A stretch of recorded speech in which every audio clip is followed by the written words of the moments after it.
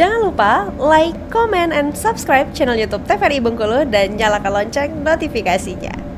Saudara, kebijakan baru dari Kementerian Reformasi Birokrasi, pelamar tidak memenuhi syarat CPNS maupun P3K tahap 1 bisa ikut melamar di P3K tahap kedua. Ya, pendaftarannya masih dibuka hingga 31 Desember mendatang, namun jenis jabatannya terbatas.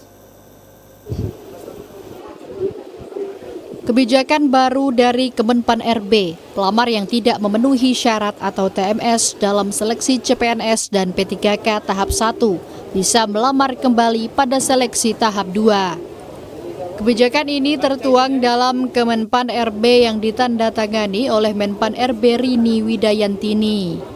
Dalam regulasi ini, pelamar yang dinyatakan tidak memenuhi syarat merupakan pelamar yang dinyatakan TMS dari hasil seleksi administrasi, baik untuk seleksi CPNS maupun seleksi P3K tahap 1, serta masyarakat yang belum melamar pada seleksi pengadaan ASN.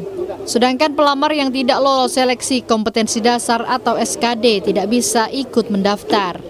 Nantinya 3 jenis pelamar ini bisa melamar di 4 jenis jabatan, yakni pengelola umum operasional, operator layanan operasional, pengelola layanan operasional, dan penata layanan operasional.